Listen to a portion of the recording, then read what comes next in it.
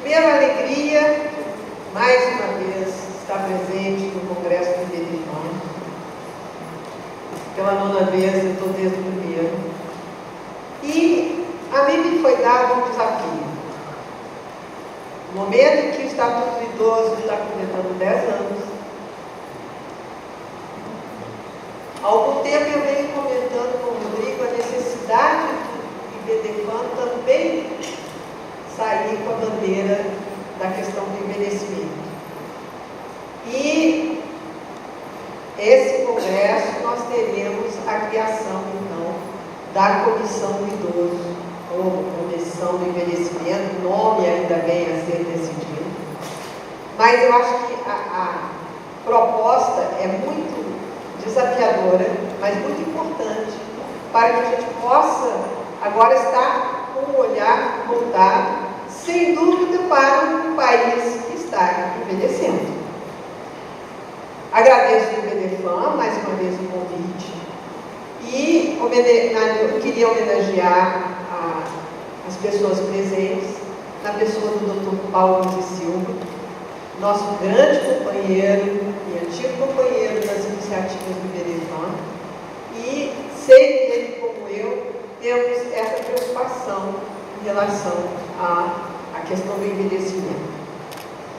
Eu trouxe para os senhores o que foi uma proposta desde 2005, quando o professor Guilherme de Oliveira, da Universidade de Coimbra, esteve no Brasil, e nós nos propusemos a trabalhar no Fórum Brasil-Portugal para introduzir o cuidado no sistema jurídico. Primeiramente, como valor jurídico, e essa obra foi publicada, então, pela Forense, quando nós convocamos pessoas de várias áreas do conhecimento para esse trabalho de tentar identificar a ideia do cuidado dentro do direito.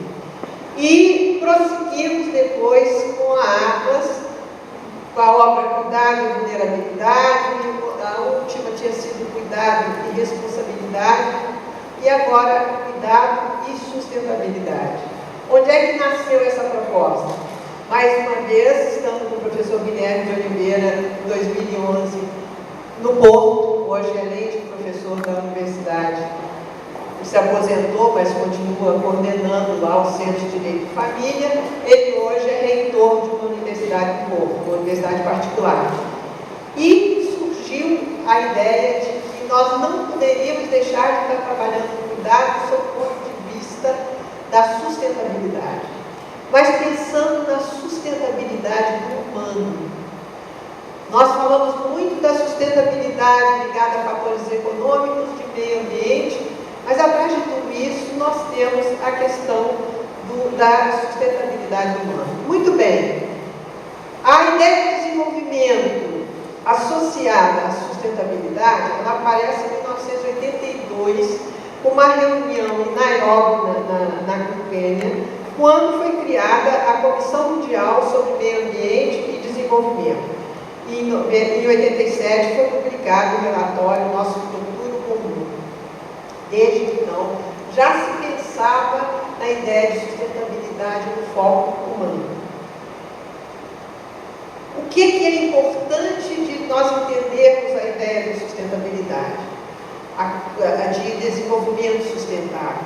Aquele que atende às necessidades do presente sem comprometer a possibilidade de gerações futuras atenderem às suas próprias necessidades. A Constituição Federal cuidou da questão do meio ambiente, mas introduziu também outras questões que estão ligadas ao desenvolvimento sustentável. Justiça social, solidariedade, erradicação da pobreza, redução das desigualdades sociais, e igualdade de gênero e raça. Contribuiu também para ampliar a participação da sociedade na esfera pública. E hoje nós vivemos a questão do terceiro setor, o empreendedorismo social no Brasil, toda a questão da sustentabilidade, dando força à sociedade civil. A questão do desenvolvimento sustentável como um direito fundamental, eu vou trazer aqui dois autores que foram de muita importância nessa ideia. Primeiro, um trabalho publicado na Revista de Direito Ambiental número 50, do Jefferson Nogueira Fagundes, que ele diz: o desenvolvimento sustentável é um princípio a ser avaliado na atividade econômica, como também em fatores sociais, culturais, entre outros.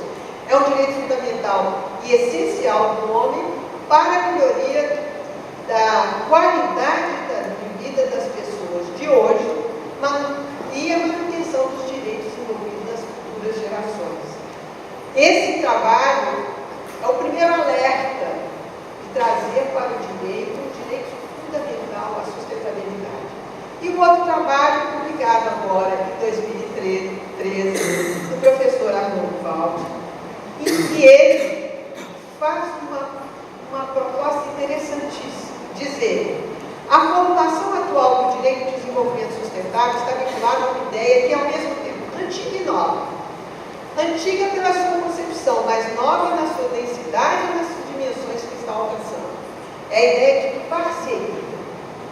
Parceria entre as nações, parceria entre a União e os Estados, entre o poder público e a iniciativa privada, entre empresas concorrentes, entre moradores do mesmo bairro, entre o produtor e o consumidor, e acionistas e dirigentes de empresas, e, finalmente, entre empregados e empregadores com a participação dos lucros em virtude da função social atribuída à empresa.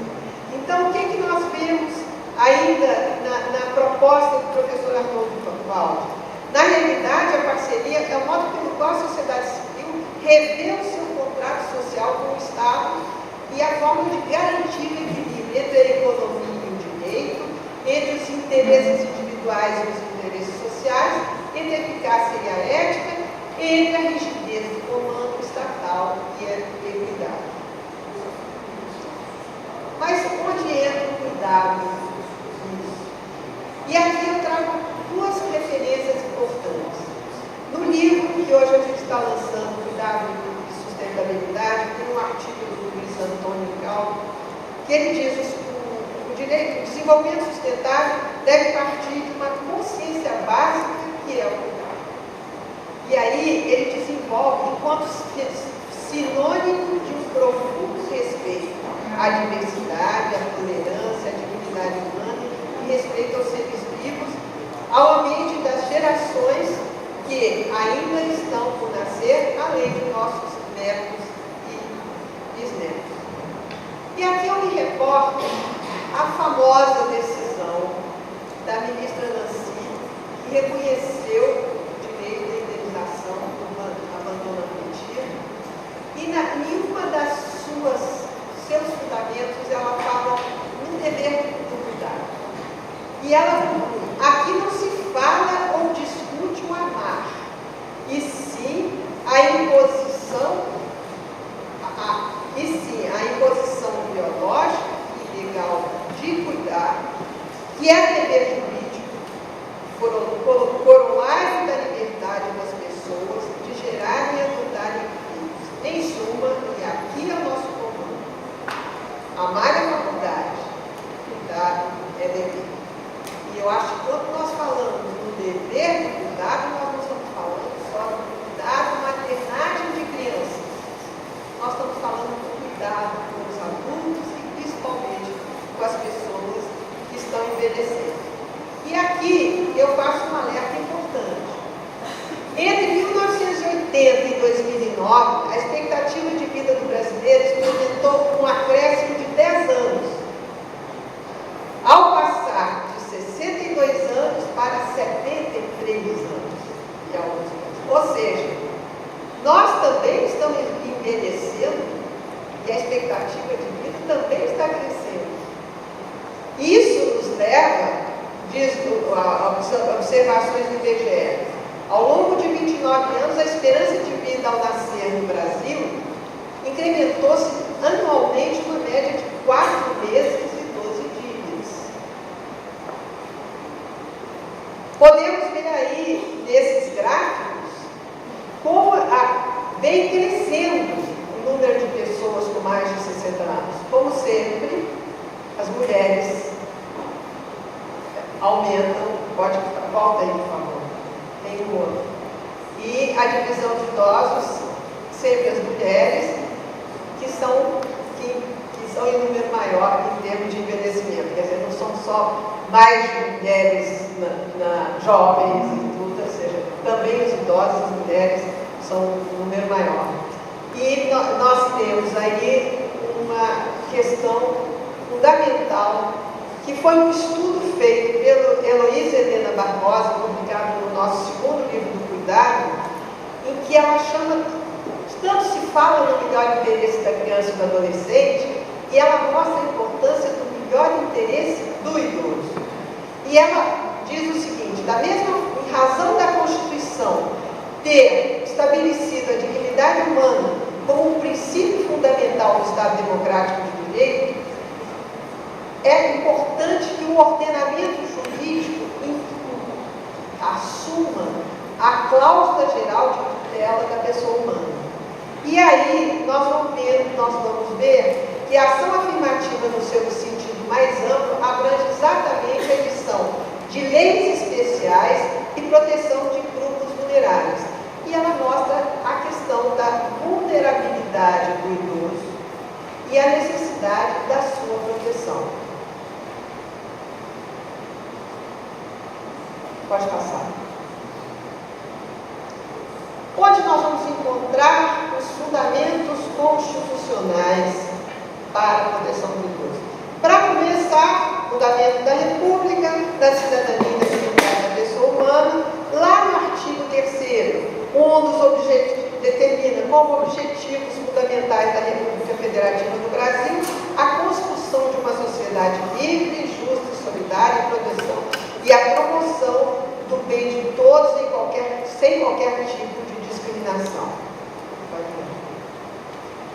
Portanto, nós chegamos ao âmbito da família, a proteção da família. E especificamente no artigo 230, nós vamos encontrar o dever de amparo às pessoas idosas, assegurando a sua participação na comunidade, defendendo sua dignidade e bem-estar e garantindo o direito à vida. Em 1994, nós tivemos a primeira lei da questão do idoso, que é a Lei 8842, de 94, que criou a Política Nacional do Idoso e o Conselho Nacional do Idoso.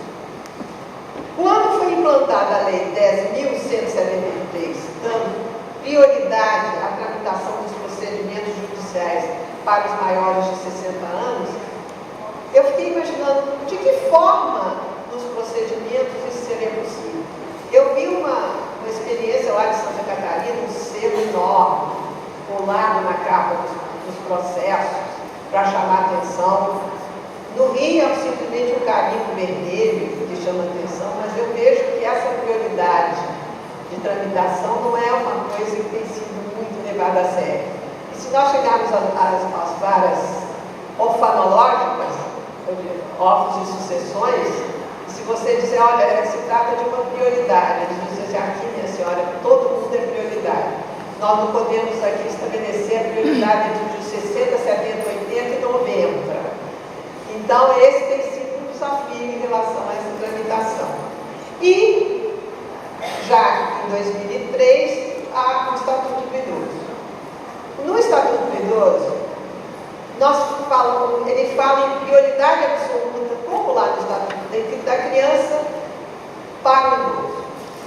E o artigo é praticamente o mesmo, mas ele escaloneia quais seriam os aspectos de prioridade, lá no artigo 3º.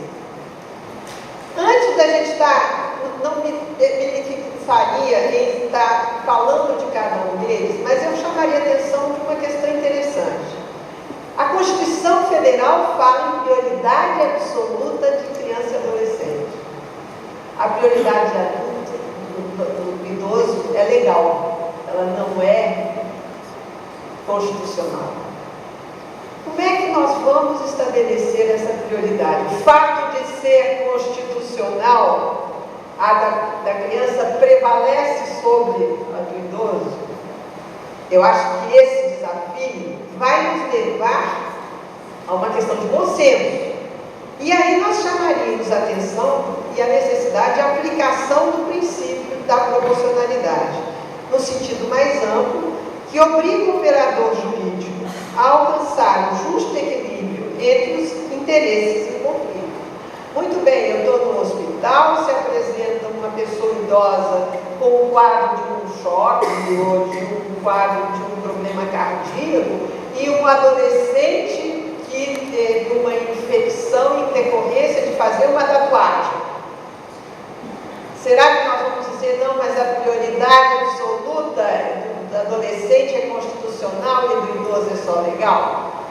Eu acho que é uma questão de bom senso e é uma questão de proporcionalidade, do princípio de aplicação do princípio da proporcionalidade.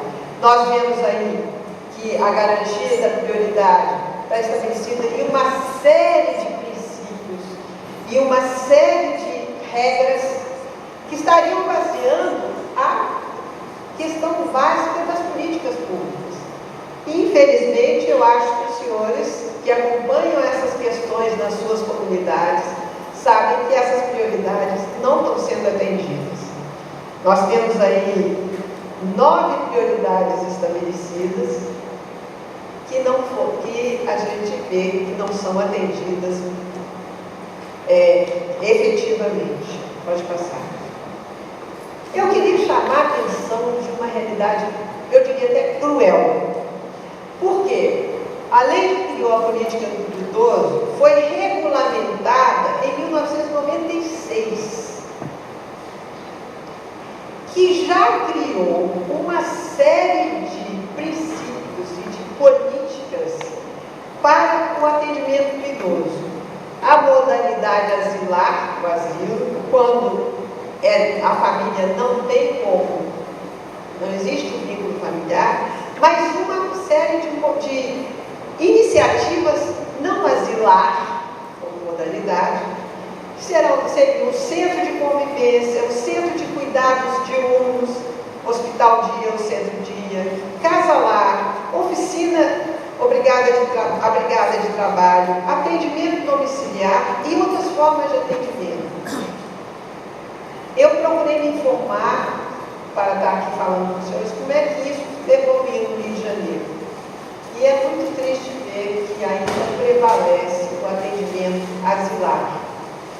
Que a coisa mais importante a família ter um local onde deixar os seus idosos enquanto estão trabalhando, para que eles retornem a casa após o horário de trabalho dos familiares. Outras pessoas não têm com quem deixar os seus idosos. Isso está previsto na lei desde 1996. Eu queria lembrar de uma experiência na PUC que nós tivemos, era curso de mães crecheiras. A gente convocava as senhoras da comunidade da Rocinha para fazer um curso. As mães aquelas senhoras só podiam acolher 6 crianças. E enquanto as mães estavam trabalhando e pagando a essas senhoras, elas eram as mães crecheiras, às vezes eram avós crecheiras, mas orientadas pelo Departamento de Serviço Social, pelo Departamento de Pedagogia, da própria universidade, que subiam àquelas casas, orientaram o serviço social. Quantas vezes nós deixamos de criar iniciativas da própria comunidade? Eu vi funcionando uma crecheira enquanto eu estava na PUC, como uma grande iniciativa, que lá dentro da Rocinha, a universidade subia para orientar. As crianças, enquanto estavam lá com a crecheira, estavam fazendo atividade de coordenação manual, com tampinha de garrafa, com barbante, orientadas pela pedagogia da Faculdade de Educação da PUC. É possível, é viável, desde que a gente tenha uma consciência dessa importância ou dessa prioridade. Eu queria lembrar que a Lei 2.398 alterou o artigo 1589 do Código Civil para admitir o direito de visita dos avós. Inclusive alterou o artigo 888 do Código de Processo admitindo a guarda dos avós. Sem dúvida, volta por favor. O direito a alimentos anterior, isso. Lembrando que na lei do Estatuto do Idoso, o direito de alimentos, a obrigação é solidária. O credor dos alimentos pode escolher qualquer dos filhos, o que não acontece com os alimentos no Código Civil. Mas, lembrando que o devedor idoso, o Estatuto do Idoso, ele não cuidou do idoso como devedor de alimentos, ele cuidou do idoso como credor de alimentos. Cabendo ao Código Civil, quem alerta isso é o professor Rolfo Madaleno, que os avós eles teriam, regulamentados pelo Código Civil, e teriam, e hoje a jurisprudência é clara nisso, a função complementar dos alimentos. Nós trouxemos aqui uma decisão importantíssima, recentíssima, da terceira turma, que permitiu, em razão da idade, a devedora de alimentos com 77 anos, que cumprisse a prisão do débito de alimento em casa, em razão das suas dificuldades decorrentes da sua idade. Eu acho que isso alerta para a tudo que nós estamos tentando entender da questão do idoso. O Código Civil, a Lei 12.344 de 2010, alterou para 70 anos a questão da obrigatoriedade do regime de separação total de bens, de 60 para 70 anos, que continua sendo um absurdo. Lembrando que a gente, quando vê essas questões e repensa na gente, eu fico pensando hoje, com os meus 66 anos, pensar que daqui a 4 anos algum filho poderia chegar para mim e dizer: olha, mãe, você não pode fazer nada com o seu patrimônio, que meu, não existe herança de pessoa viva, porque você está com 70 anos, que eu espero que esteja lá muito lúcida, se Deus quiser. Lembrando ainda que ainda a doutrina é clara em que prevalece a súmula, pode mandar, 377 do STF, no regime da separação legal de bens, comunicam-se os adquiridos na constância do casamento. Então, se houve questionamento existiu em relação à súmula 377, eu acho que a doutrina tem mantido. E o professor Rolfo Madaleno, ele diz: a súmula 377 do STF foi justamente aditada para ordenar a comunicação de bens adquiridos na constância do casamento e impedir o enriquecimento ilícito. Outra questão importante ligada ao idoso é a curatela especial do artigo 1780. Ela não se refere ao idoso, mas a jurisprudência já tem estendido, aplicando o mesmo princípio ao idoso. Diz o artigo: a requerimento dos enfermos ou portadores de doenças físicas ou idosos, acrescento eu, e na possibilidade de fazer de qualquer pessoa, a que se refere o artigo 1768, dá-se ao curador para cuidar de todos alguns dos seus negócios ou bens. É o direito da própria pessoa requerer, que quer, que alguém o ajude na administração dos seus bens. O que é essa curatela especial? É uma curatela mandável, é uma ação de caráter ordinário, que tem uma decisão motivada nos dias.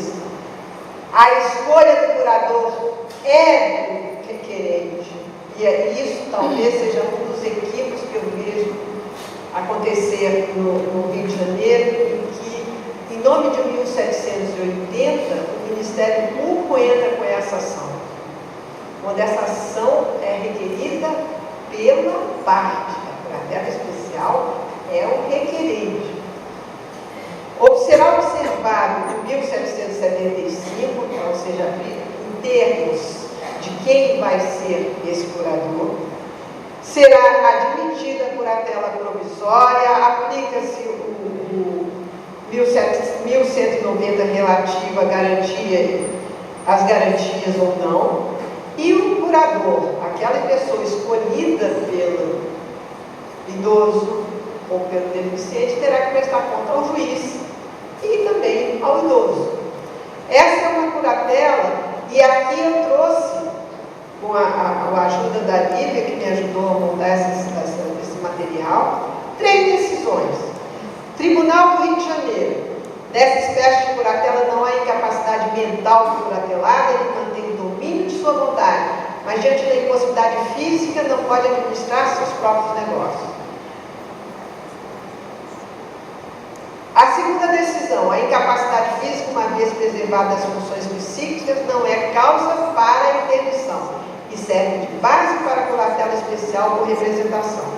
E, finalmente, essa decisão, a apelação civil lá de São Paulo, que chama a atenção da pessoa idosa, no caso era uma senhora de 92 anos, que tomou a iniciativa, e nós temos aí o tribunal que reconhece o direito de auxílio de terceiros, não só em razão dessa questão da idade. Por favor. O Estatuto do Idoso cuidou muito da questão da violência contra o idoso. No Rio de Janeiro nós temos a Delegacia do Idoso, ainda tem o Disque 100, que é o telefone nacional do Ministério da Justiça, a ouvidoria do Ministério Público, o Serviço Social também tem um sistema de denúncia. Ou seja, talvez fosse necessário centralizar isso, porque às vezes as pessoas denunciam todos, o que dificulta o trabalho de efetivo atendimento. O Ministério, uma portaria ministerial de 104 de 2011, buscou regulamentar a Lei 2.461, também de 2011, para ver os procedimentos de atendimento à violência. Quais são os casos mais comuns de violência? Ofensa, tratamento com ironia, gozação, humilhação, menosprezo devida em razão da idade, ficar sem remédios e tratamentos adequados quando necessário, recusa de algum trabalho ou emprego por causa de idade, ameaçado e aterrorizado, serem submetidos à violência física ou lesão corporal. O que nós temos é muito claro de que é preciso ter consciência do que efetivamente representa essa fragilidade, essa vulnerabilidade, para adaptar a sociedade a esse instrumento de proteção. Quantas vezes a discriminação no local de trabalho, das condições locais sonoras, às vezes a deficiência é auditiva, então por que não adaptar? Ou seja, nós temos que ter um olhar com maior cuidado para essas fragilidades. Ao mesmo tempo, nós temos que entender que o idoso ele tem direito a uma autonomia e a uma liberdade.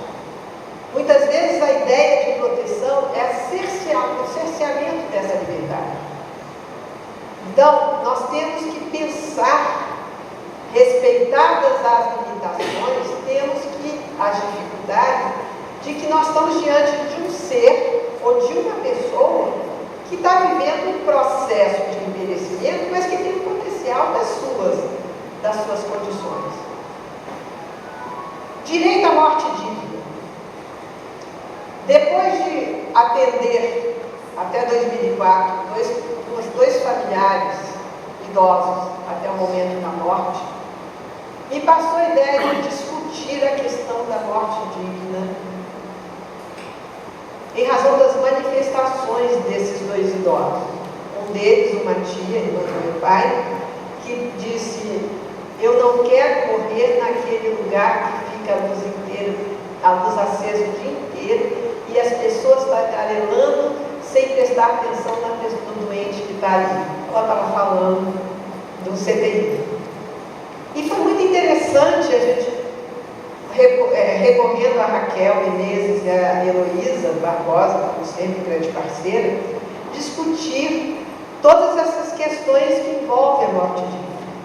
Eu queria lembrar que o Conselho Federal de Medicina, Resolução 1805, permitiu que o médico suspendesse e limitasse o tratamento, prolongasse a vida do paciente em fase terminal, de enfermidade grave e incurável, com consentimento do paciente ou do seu representante legal.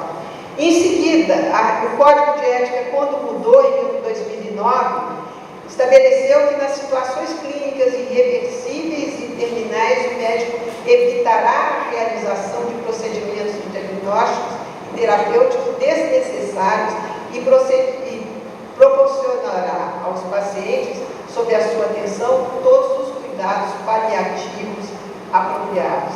A discussão do tratamento paliativo hoje é uma realidade.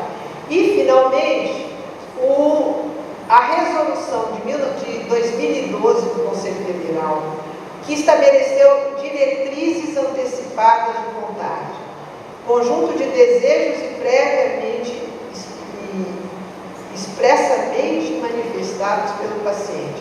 Em síntese, a concordância ou aprovação do testamento vital. Resumo: o que é um testamento vital? O nome é errado, não é testamento. Testamento pressupõe morte. E o que nós estamos falando é de um ato unilateral de vontade, atestada a lucidez da pessoa que faz, preferencialmente lavrado no cartório de notas, com duas testemunhas. Deve indicar o médico de confiança que vai declarar e acompanhar o estado terminal, a designação de pessoas que vão confirmar que essa é a vontade da pessoa, e pode conter, inclusive, cláusulas de condições do sepultamento, cremação, etc. E depois de ter feito todos esses estudos, eu me dei o direito de fazer o meu testamento vital.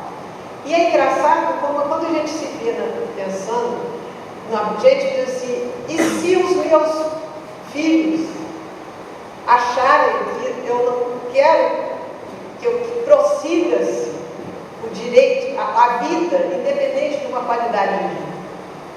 Será que esse é um direito que eles têm? E o médico que me acompanhou, que eu indiquei, chamou meus filhos e disse o seguinte: se eu tiver que amputar as duas pernas da sua mãe para ela sobreviver com qualidade, eu vou fazer. Mas atendendo aquilo que é a vontade dela, eu vou contrariar até vocês, mas eu quero dar a ela aquilo que ela entendeu como morte digna. Foi muito significativo eu poder, junto com os meus familiares, com os meus filhos, fazer essa programação. Falar em cuidados paliativos eu estaria me estendendo, mas hoje é toda uma orientação da medicina no sentido de não ter agressões e perpetuamento da vida sem qualidade de vida. E hoje você tem no Hospital Sírio-Libanês em São Paulo uma ala só de tratamentos paliativos. Isso vale uma outra palestra, por favor. Descobri uma obra genial. Falar em Simone de Beauvoir é falar de feminismo, e ela escreveu uma obra chamada A Velhice. Ela fala de uma gerontologia, não como o envelhecimento não como uma patologia, mas como um procedimento. Ela tem afirmações nessa obra, eu sugeriria a vocês, é um livro esgotado, mas eu consegui no estante virtual, e me chegou um volume muito bem conservado. Eu acho que é uma obra que deve se ter. Finalmente, a referência é uma pessoa espetacular, Maria Helena Novaes. Ela faleceu esse ano. Ela faleceu aos 92 anos. Psicóloga social da PUC, fez pós-graduação, pós-doutorado na França. E ela escreveu duas obras muito importantes. Em 95, ela fala das conquistas Psicologia da Terceira Idade. E, já em 2008, ela escreveu sobre os paradoxos contemporâneos. E entre eles, para não estar me excedendo, mas isso aqui, ela resolve como enfrentar o outro mundo em contraposto ao baby boom. Ou seja, no mundo que se fala só de proteção de crianças e adolescentes no Brasil, como nós vamos pensar em dar a esses idosos um espaço, mas com sensibilidade, despertando a curiosidade para o mundo atual, superando estados depressivos e sentimentos negativos, convivendo de modo sadio com crianças e jovens, além dos adultos. Ela vai chamando a atenção de situações concretas e vai mostrando a importância de dar a essa pessoa que está maior, mais idosa, o seu espaço. Ela não é uma pessoa inativa, ela tem o seu espaço de ação. Na segunda página das coisas que ela fala, participando antes, por que não participar de movimentos assistenciais e sociais, colaborar de forma concreta nas instituições, aperfeiçoar o conhecimento através de cursos de extensão? A UERJ tem uma Universidade da Terceira Idade que é sensacional no Rio de Janeiro. O professor da UERJ, meus alunos, lá tinha a disciplina Ética da Convivência, Família, Infância e Juventude de todos. Eles iam para a Universidade da Terceira Idade. E ali os alunos de terceiro e quarto ano participando das atividades e levando para a sala de aula o que tinha observado nesse sentido. Pode ver. E aí, ela conclui de uma forma muito importante. A velhice não se constitui por uma etapa naturalizada do curso de vida, mas em vivências permanentes construídas de acordo com os diferentes modos de subjetividade. Ao final, cabe a todo ser humano o privilégio de construir sua vida e dar um significado ao seu destino. Nas palavras de Jean-Paul Sartre, nós somos a nossa própria história. Esse sim é o verdadeiro desafio da terceira idade. Se vocês tiverem a oportunidade de comprar os paradoxos essa obra contemporânea, eu acho que é uma lição de vida. Bruno Silveira, ele começou a desenvolver uma proposta da ética da corresponsabilidade, e foram poucas as pessoas que via internet acompanharam essa evolução, que ele já estava numa fase terminal de um câncer. E ele fala dessa ética da corresponsabilidade de uma forma fantástica. Eu me senti privilegiada de ser interlocutora desse final de vida do Bruno. A ética da responsabilidade é o respeito às diferenças, identificando e conjugando esforços sempre na direção da construção de algum objetivo comum superior, é construir juntos algo a ser compartilhado, indivisível, e não apenas partilhado e divisível. E aí ele diz: para assumir e exercitar a corresponsabilidade, não precisamos de certezas, basta o sentimento de segurança daquilo que nos apresenta para fazer. Não é necessário sequer saber, é só querer. Infelizmente, nós perdemos o Bruno. Senhores, essa é o início de uma proposta de pensar no envelhecimento. Estou aí nessa foto com as minhas duas netinhas. A vida prossegue. E se a gente tem a vida acadêmica, criar os filhos, eu diria para os senhores que é bem satisfatório poder também estar ajudando a criar os netos.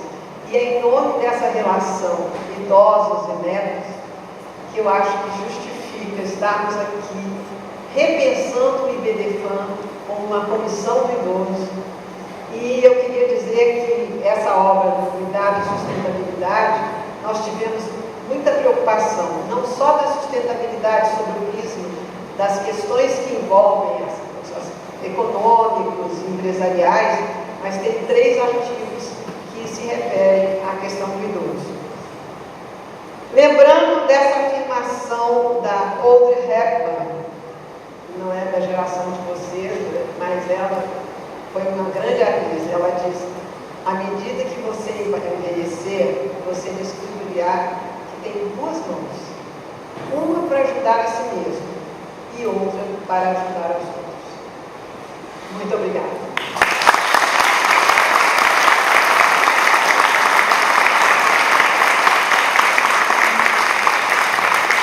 Essa atividade da doutora Tânia em distribuir com a outra mão os seus conhecimentos